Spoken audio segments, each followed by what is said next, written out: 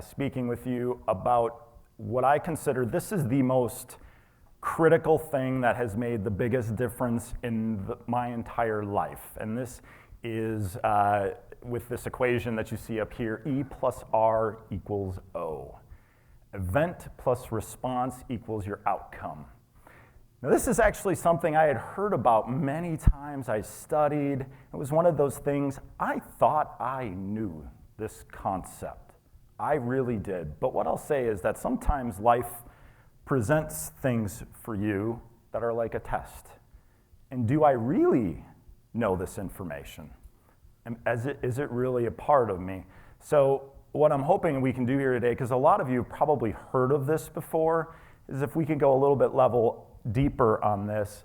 So as we look at the events in our life, these are the things that we just don't control. Things like the weather, traffic, spouses, other people in our lives, the parents we had, the upbringing we had, things like just the things that we just do not control. But we have our responses to these events. So we can choose a response, and this is the space where all of our power exists, is right here, which then can affect the outcome. And it's really all about taking 100% responsibility, not 97% responsibility, not 95, not mostly. I mostly take responsibility, 100% clear responsibility. So I didn't realize that sometimes life gives you tests.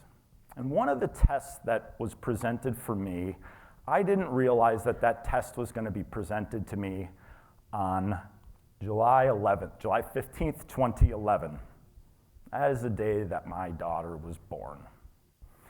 And this is a picture of me. She was born very, very small. We were in the neonatal intensive care unit because she was only born at 4 pounds, 4 ounces, so she wasn't able to eat anything yet. So she was being fed through a feeding tube, and lots of specialists were just keeping an eye on her. And I love this picture right here. Love this picture. That guy, I'm in my head usually.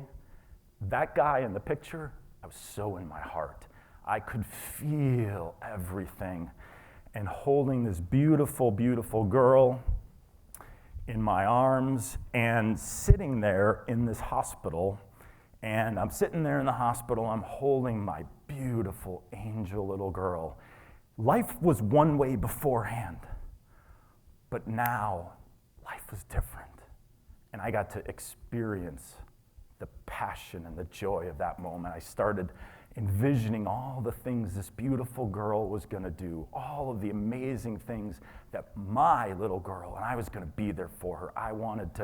I could see how amazing of a dad I wanted to be.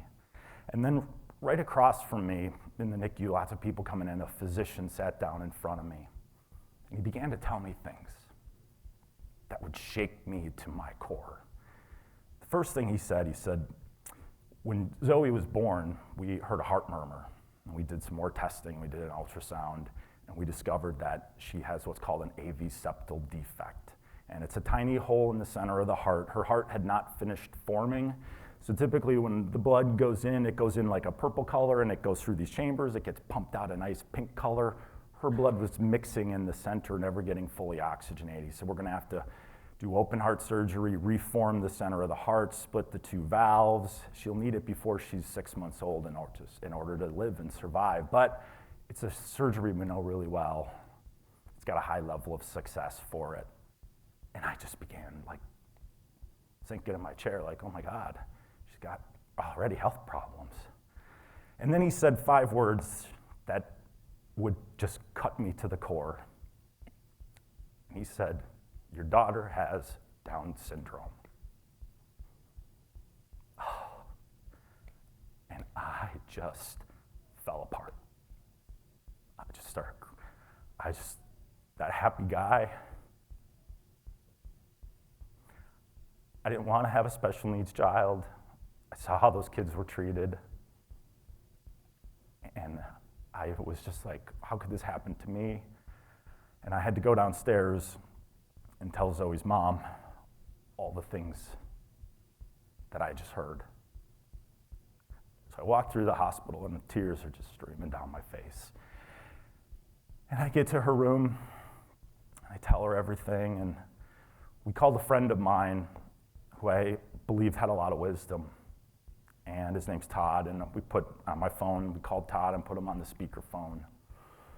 And Todd said some things to me he said some things to both of us, and what he said was, he said, look, you had made up a story about how your daughter's life was going to look and how you thought it might be. And he's like, literally, you just had a nuclear missile come into your story. He's like, I have a question for you. And he said, the question I'm going to ask you is, how are you going to show up? How is Michael Maske going to show up as a father, as a man, as a leader? How are you going to show up? Wow. And I just sat there. Yes, that's where my power is. And I decided then how I was going to show up, how I was going to be, the kind of dad I was going to be. Zoe would have her journey that she would go on. She would have her challenges in front of her. There would be things in that I can't control, events that I don't have control over, but I can control the way I show up, the man that prevents, my love, my passion. And so we've been through some difficult times. This was her after heart surgery. I lived at Phoenix Children's Hospital for 2 weeks at her bedside as she recovered. And but I'm happy to say now, she's happy, she's healthy, she recovered wonderfully out of this.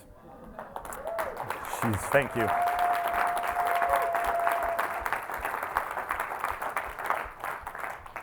So I run a medical equipment distribution company, and I'm the president and owner of that company. And so this was at our Christmas party last year.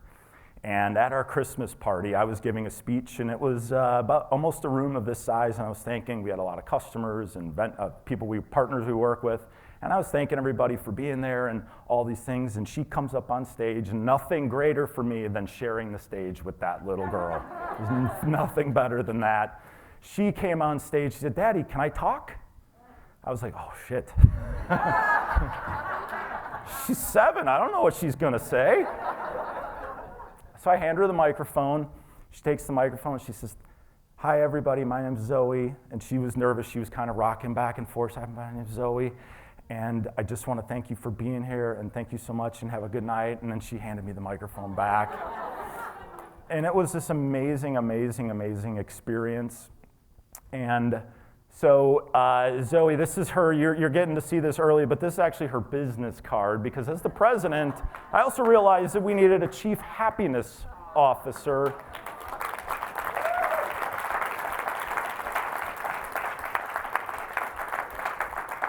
She's phenomenal in the role. You gotta know where you're really good. She's phenomenal in that role. And because I get to choose, because I get to decide.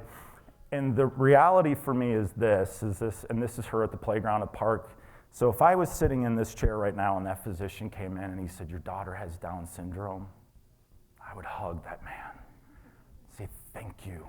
Because here's Zoe, and the thing that makes her so unique and special and awesome and amazing and kind and caring and loving and all these things, that's like the secret sauce that goes into Zoe. I wouldn't even if you told me you could take it away, it's the thing that makes her so awesome in who she is. And so, just in quick review, if it's to be, it's up to me. And that was my moment, and that was my point, and I think there's for a lot of us, that's the thing, and we kind of never know when these tests come. I'm sure there's more coming for me as well, and it's all about taking 100% responsibility. The event plus our response will equal outcome, and I'm living a beautiful life, and I've got a beautiful family and a beautiful daughter that's impacting the world every place she goes.